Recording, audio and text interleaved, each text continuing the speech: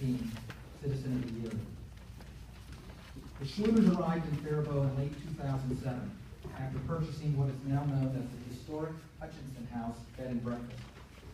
It just felt like we were led here, Tammy said.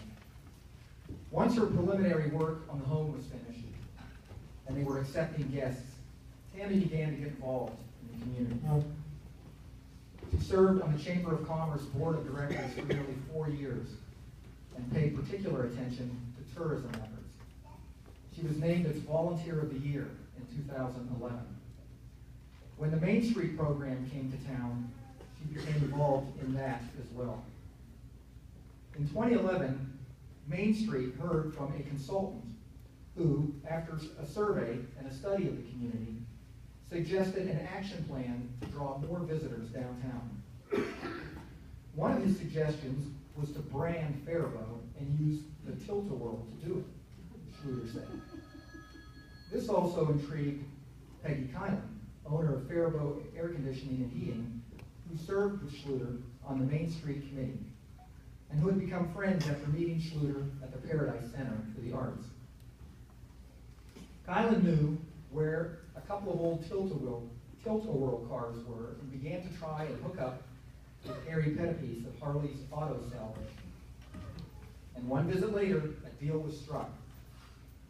Kylan and Schluter could have 2 cars if, once they were restored, they were put on display for the public to enjoy. The Kylans and the Schluters wondered how to do that one night over dinner. When the show American Restoration came on that same night, Tammy had the answer. She looked up the show's website and sent them an email asking if they'd be interested in restoring the car. I think it was less than 12 hours later, and they called me back saying they were excited about it, Tammy said. She still has the voicemail on her phone.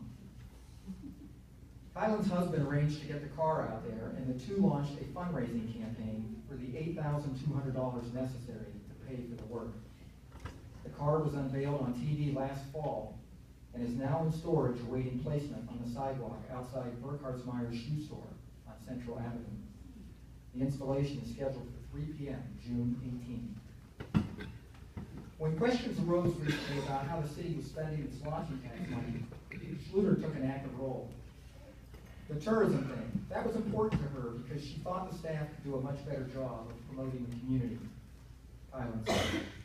She wants everything to run efficiently and the best it can to promote Faribault. That's not a bad thing. Neither is stirring the pot every once in a while.